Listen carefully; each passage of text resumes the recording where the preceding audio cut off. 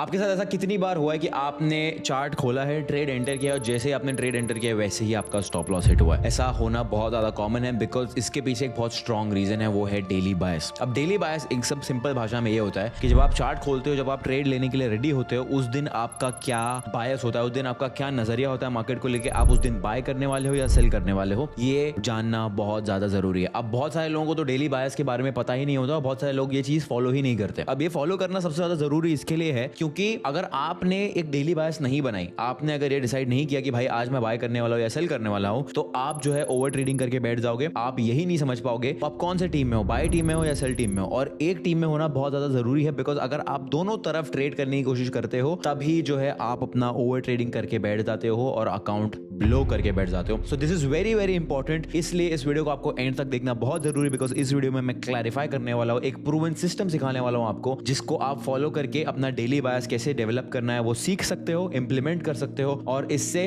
भले ही शायद आपको एक दो दिन लॉस होगा, लॉस तो होना ही है, बट इससे आपकी ओवर ट्रेडिंग जरूर बच जाएगी, आपके लॉसेज जो है बहुत ज्यादा कम हो जाएंगे। क्योंकि भले आप गलत प्रूव हो जाओगे एक बार, लेकिन उसके बाद आप रुक सकते हो बिकॉज आपको समझ में आ जाएगा कि भाई यहाँ पे मेरी गलती है, मैं गलत प्रूव हुआ हूं, आज मार्केट ने मुझे गलत प्रूव किया है और इसी वजह से मुझे आज रुक जाना चाहिए और ज्यादा ट्रेडिंग नहीं करनी चाहिए। सीधा चार्ट पर चलते विदाउट वेस्टिंग एनी टाइम। अब देखिए डेली बायस जो होता है, जैसे मैंने आपको बताया है कि उस दिन आप ट्रेड जब देख रहे हो, जब आप मार्केट देख रहे हो, अब ऑफ कोर्स आपके पास एक स्ट्रैटेजी होगा, आपके पास एक इंडिकेटर होगा, जो भी होगा सिस्टम होगा, आपका जो करंट ट्रेडिंग सिस्टम है वो आप फॉलो करके चार्ट्स पे इंप्लीमेंट करते होगे। लेकिन आपका ये जानना बहुत ज्यादा जरूरी है कि आप बाय करने वाले हो या सेल करने वाले हो। स्पेशली अगर आप गोल्ड का चार्ट देखोगे, ऐसी मार्केट्स के अंदर अगर आपने डेली बाय सिस्टम नहीं डेवलप किया, आप यहाँ पे सेल कर दोगे, यहाँ पे बाय कर दोगे, लेकिन फिर मार्केट नीचे आ जाएगा, यहाँ पे बाय करोगे मार्केट ऊपर चला जाएगा। ऐसे जो एरियाज होते हैं, इतने हाई कंसोलिडेशन लेवल्स जो होते हैं, इसी एरियाज में 90% लोग अपने प्रॉफिट्स उड़ा के बैठ जाते हैं। अब डेली बायस का जो कंसेप्ट है वो शायद इतना इंपॉर्टेंट आपको ट्रेंडिंग मार्केट में नहीं लगेगा। क्यों नहीं लगेगा? क्योंकि भाई ट्रेंडिंग मार्केट में मार्केट सिर्फ ऊपर जा रहा है या सिर्फ नीचे जा रहा है, बहुत आसान है। रोज सुबह उठ जाओ और आपका सेटअप बन रहा है, शॉर्ट मार दो, बाय मार दो। लेकिन इस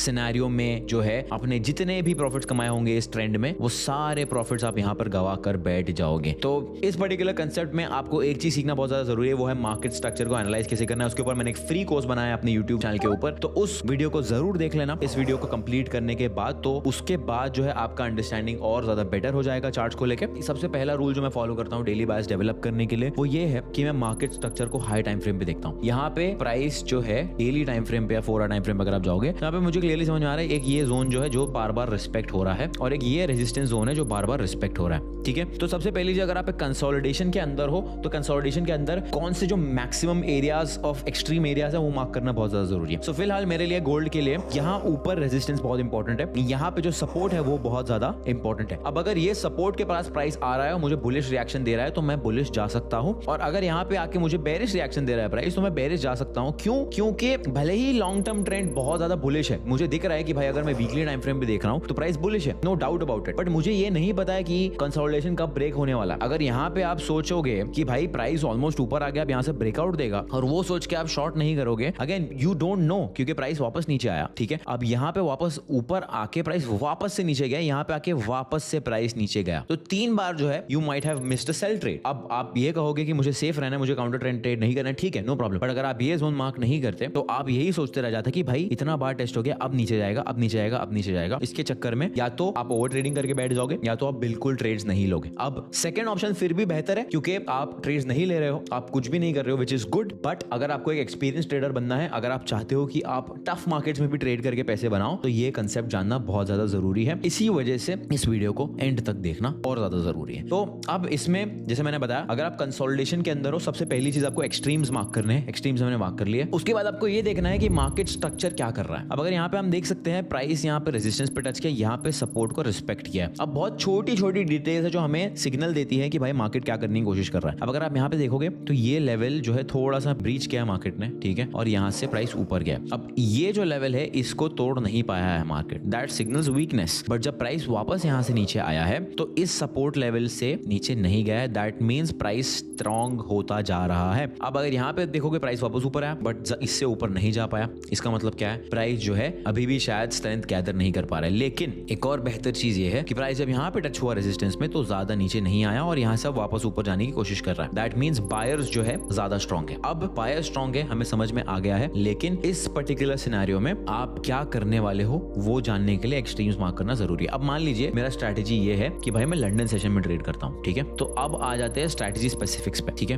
अब मान लीजिए मैंने एक्सट्रीम्स बना लिए, अब मुझे दिख रहा है कि प्राइस जो है सपोर्ट लेवल से बाउंस होकर ऊपर गया है, यहाँ से नीचे आ रहा है, लेकिन अब यहाँ से जब नीचे आ रहा है तो हम थोड़ा सा और डिटेल में जाते हैं स्ट्रक्चर्स के, ठीक है। तो अब यहाँ पे अगर आप ध्यान से देखोगे तो lower highs lower lows form होते जा रहा है। यहाँ पे जो है प्राइस ने लोअर लो फॉर्म नहीं किया और यहाँ से एक बहुत बड़ा पंप दे दिया प्राइस ने। That means what? That means यहाँ पे एक मार्केट स्ट्रक्चर शिफ्ट हुआ है, जिसको बहुत सारे लोग चोच भी कहते हैं, CHOC, चेंज ऑफ कैरेक्टर और व्हाटएवर, कोई भी नाम दे दो उसको। सिंपल भाषा में ट्रेंड रिवर्सल कह लो, मुझे ज्यादा कॉम्प्लिकेट करने की आदत नहीं चीजें। तो सिंपल ट्रेंड रिवर्सल हो गया यहाँ पे, बिकॉज यहाँ पे पहले लोअर हाइज और लोअर लो बन रहा था, अब हायर लो और हायर हाई बन चुका है। तो अब वापस लंदन सेशन पे जाते हैं, क्योंकि जैसे मैंने आपको कहा कि मैं लंदन सेशन ट्रेड कर रहा हूँ। तो अब मान लीजिए यहाँ पे लंदन ओपन के पहले मैं प्राइस को रिवर्स मार लेता हूँ। अब मुझे दिख रहा है कि हायर टाइम फ्रेम पे या 4 आवर टाइम फ्रेम पे प्राइस अभी भी नीचे है, अभी मुझे कंफर्मेशन नहीं मिला। तो टेक्निकली इस पर्टिकुलर ट्रेंड के हिसाब से मैं क्या करूंगा, मेरा बायस रहेगा बेरिश। क्यों बेरिश रहेगा? बिकॉज प्राइस सबसे पहली चीज एक इंपॉर्टेंट रेजिस्टेंस को टच करके वापस नीचे आ रहा है। अबे यहाँ पे यहाँ तक नहीं नीचे आएगा या यहाँ तक टच करेगा जोन को, मुझे नहीं पता है। तो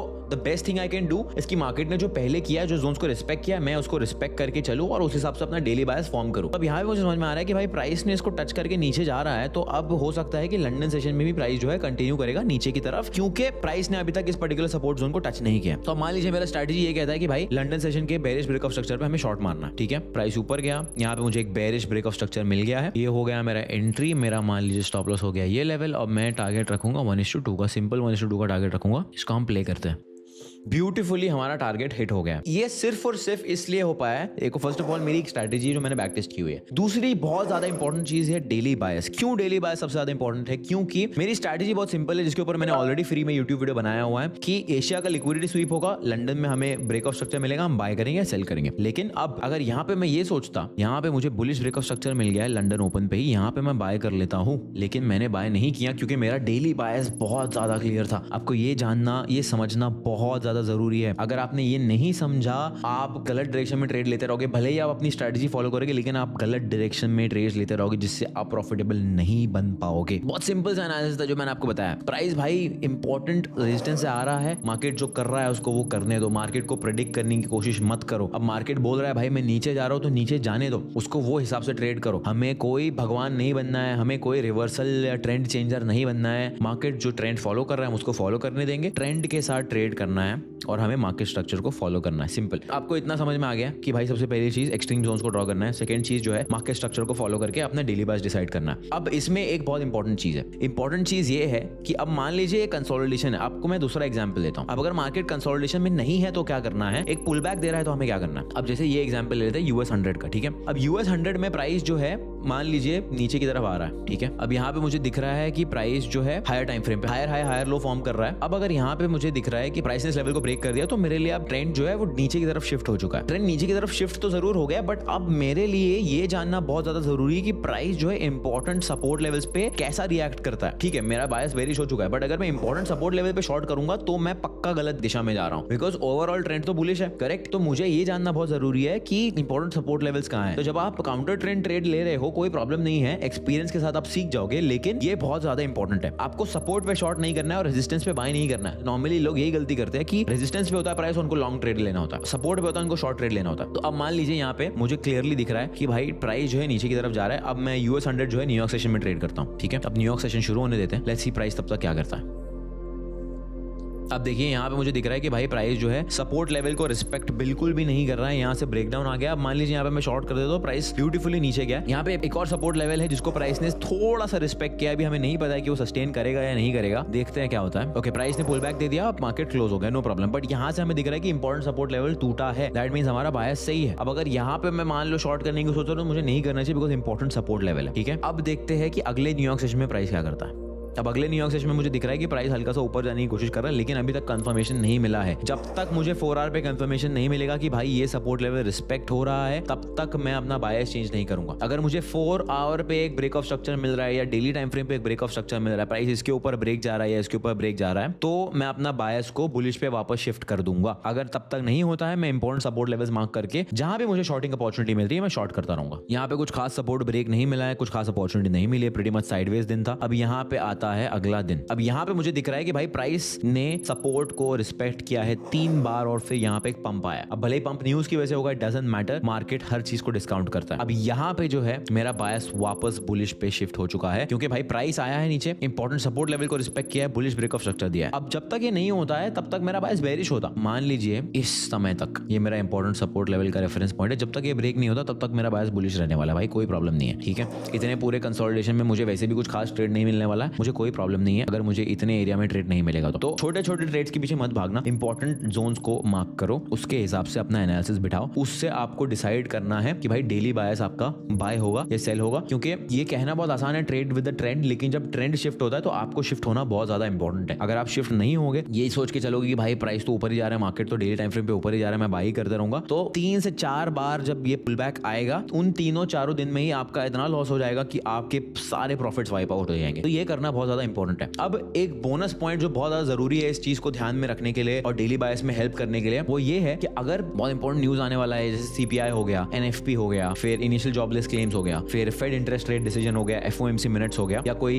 फेडरल रिजर्व के चेयरमैन जो जेरोम पावेल है उनका स्पीच हो गया, उन दिनों आपको बेहतर है कि आप मार्केट से बाहर बैठो, क्योंकि वैसे भी उन दिन में प्राइस बहुत ड्राई होता है, प्राइस बहुत साइडवेज होता है, it's very difficult to get a trade on those days. News के बाद जब न्यूज आ जाएगी, प्राइस सेटल हो जाएगा, प्राइस आपको समझा देगा कि क्या करना चाह रहा है क्या नहीं करना चाह रहा है, मार्केट में क्लैरिटी आ जाएगी, उसके बाद आप भले ट्रेड कर सकते हो। लेकिन उन दिनों में बायस डेवलप करना बहुत ज्यादा मुश्किल होता है, बहुत ज्यादा एक्सपीरियंस लगता है। एंड मैं ये मान के चल रहा हूँ कि आप अगर इस वीडियो को देख रहे हो तो आप एक बिगिनर हो या इंटरमीडिएट हो, तो एक्सपीरियंस के साथ वो सारी चीजें जो धीरे धीरे समझ में आने लगती है। तो मेजर न्यूज के टाइम पे आप ट्रेडिंग अवॉइड करोगे तो ही बेहतर है, क्योंकि बहुत ज्यादा मैनिपुलेटिव मूव्स आते हैं जहां पे प्राइस जो जानबूझ के स्टॉप लॉस हिट करने की कोशिश करता है, क्योंकि प्राइस को लिक्विडिटी चाहिए होती है न्यूज के वक्त बड़ा मूव देने के लिए। तो इस बोनस पॉइंट को जरूर याद रखना कि जब आप बायस डेवलप कर रहे हो, सबसे इंपॉर्टेंट चीज अपने आप से ये पूछना है कि आज कोई बहुत बड़ा न्यूज तो नहीं है, और अगर न्यूज है बेहतर है आप मार्केट से बाहर बैठो। इस सिंपल चीज को आप टेस्ट करो, अपनी स्ट्रेटजी के हिसाब से अप्लाई करो। सिंपल लैंग्वेज में आपको मैं बता दिया हूँ, एक्सट्रीम जोन्स मार्क करने हैं, मार्केट स्ट्रक्चर देखना है क्या कर रहा है क्या नहीं कर रहा है, और अगर मार्केट काउंटर ट्रेंड मूव दे रहा है तो इंपॉर्टेंट सपोर्ट और रेजिस्टेंस लेवल्स को मार्क करके देखना बहुत ज्यादा जरूरी है। अगर आप वो करके नहीं देखोगे तो हो सकता है कि बायस आपका सही है, लेकिन आप सपोर्ट पे अगर शॉर्ट करोगे तो प्राइस ऑफ कोर्स वहां से ऊपर ही जाने वाला है। तो इन चीजों का ध्यान रखना बहुत ज्यादा जरूरी है।